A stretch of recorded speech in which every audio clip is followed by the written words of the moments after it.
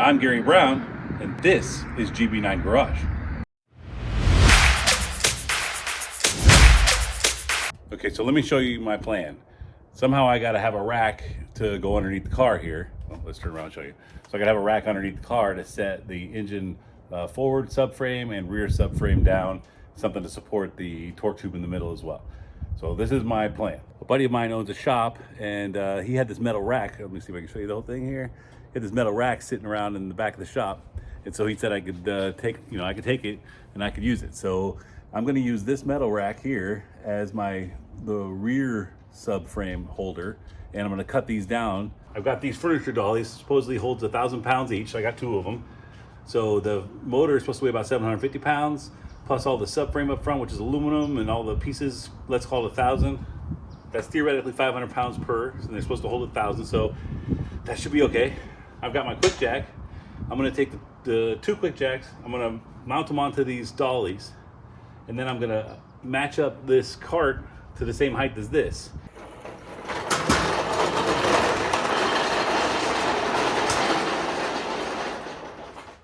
Okay, here is my GB9 Garage approved engine cart. This should hold the whole drivetrain all the way from the rear differential to the front engine. So let's see if we can get this thing out. Okay, this is a driver's side harness here, and there's the ground for it is here, and that goes up in here and bolts onto the firewall there. So I got to get that off. It's hard to get your hand in there. I took this plug off to see if I can't get a little more access. I think I'm gonna lower the car and see if I can get access in there.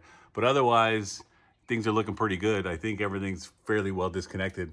Couple plugs here and there. So it'll be one of those things where I'll raise it a 1/2 inch, check, raise it a 1/2 inch, check, and I'll just keep going on like that. So, you know, again, just raise it a little bit, check it, raise it a little bit, check it.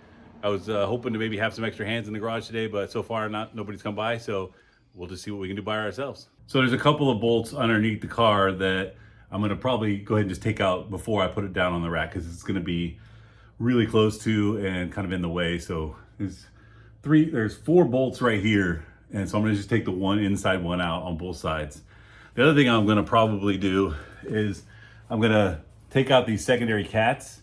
I'm gonna probably put in a cat delete kit on these, but even for now, I just figure it might be a lot easier to get these out of the way while I have room under the car to work. Then once it's sitting down on this rack, it's just gonna be a lot harder to deal with this. And I gotta separate them obviously to get the engine out anyway. So I think I'll do that while this is up. And then I think I'm ready to place this down and start unbolting the frame. Here we go.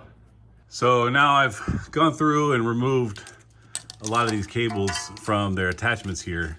And the way this is gonna work, once I unbolt this, let me see if I can zoom out a little bit here. Yeah. So once I unbolt this part of the frame from the front here, that's what unbolts. And then this entire section, all the way up to the radiators, all of this comes down. This part right here, all this section stays. And so the fender stays with this. But I thought I was gonna be unbolting it down here, and just this bottom tray was gonna come out. But this whole front frame, all of this is coming with it. One of the things that led to some of the confusion about that whole front frame section and what comes down and what stays is step 44 calls to remove the bolts that secure the front subframe from the structure to the body. And so then there's a photo to show you what to remove. But in this situation, the image is to follow. So most of the other steps have pictures. As you can see, they're not the greatest pictures in the world, but there's pictures. This car's a 2005. The manual says image to follow. I'm kind of guessing it's not coming. So I had to figure it out on my own. Well, the secondary cat is out now. So now basically I don't have to worry about that when I try to go detach the engine from the torque tube. It looks like it's still going to be a pain, but either way, I thought that might just be a little bit easier having that already out of the way. And so I think I'm ready to set this down on the rack and then just start unbolting all the chassis frame from the car frame, or however you want to say it. Well, I'm not sure how good you can see all this, but the car is now sitting on the racks. So you can see that my lift is no longer supporting the car. It is just sitting on these racks now. So now the next step will be to basically unbolt this whole rear struts and the front struts there. I mean, the front frame part, and lift the car off. This is crazy.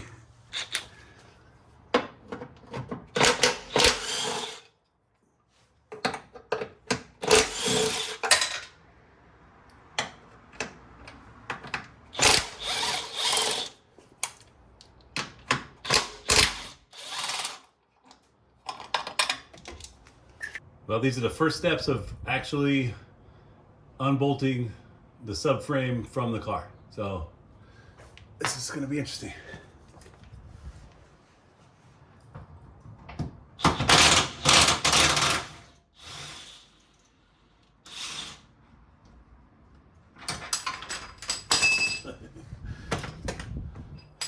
One down.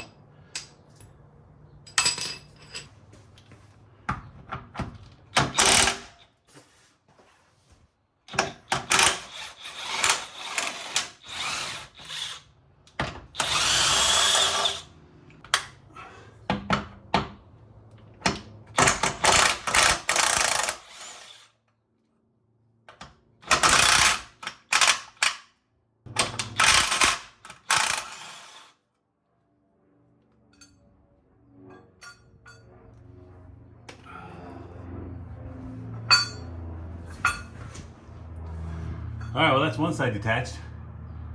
Now we'll just go do the other side. I couldn't tell if this piece, when I first started taking it off and it came loose, I'm like, did I need to do all of them? But I think I did, because this big bolt goes all the way up into that subframe.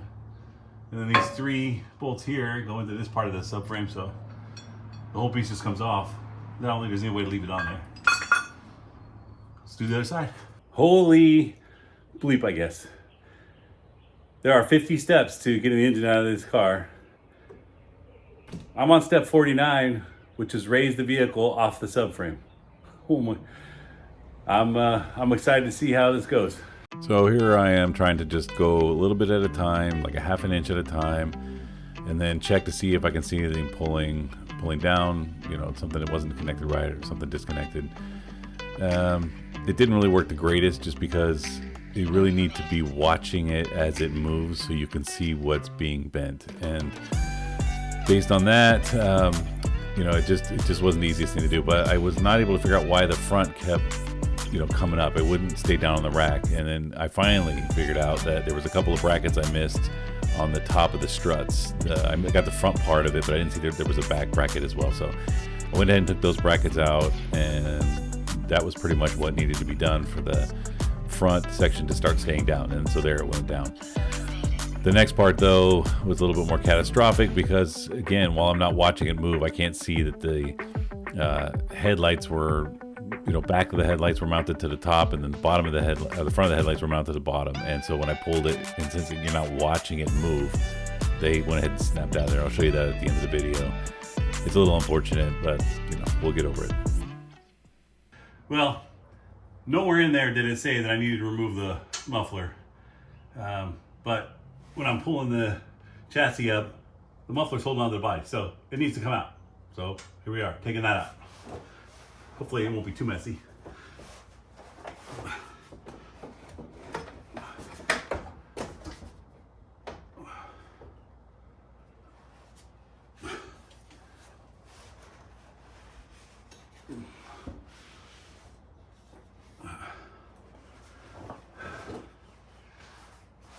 Okay, muffler out.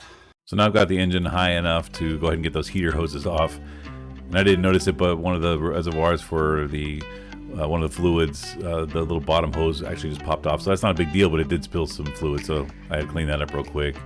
But otherwise, I was making pretty good headway at this point. Got the heater hoses off, and I was able to sort of get the last little bits that were hanging on off. So here we are in the back. Things are going pretty good right now, but this is the kind of stuff. They told you to remove the brake line, but there was really no way to get in there. And now you can see the emergency brake line. You can see this emergency brake line right here.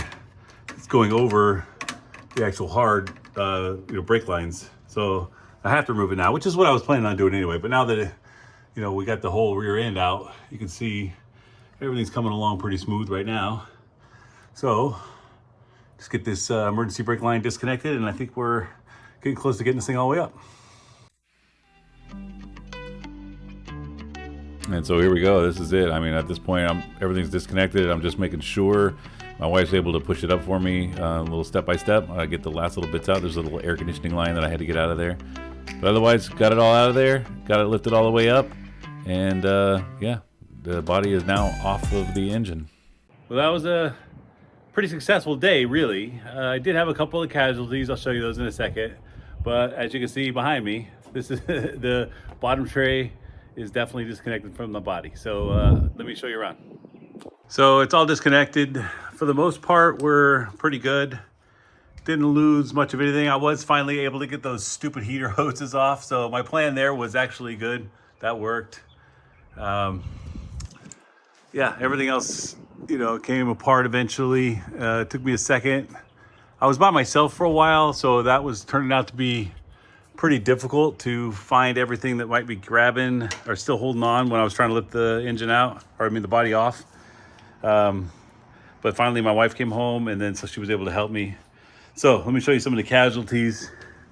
This one's not that big of a deal, but this is the tray. This bolt on the tray came off with the original under tray. This one didn't, and I missed it. Same with this part here, but that was not that big a deal. That's pretty flexible. This is the aluminum tray. I'm gonna have to try to bend that back into shape. That shouldn't be that big of a deal. Let's see in the back.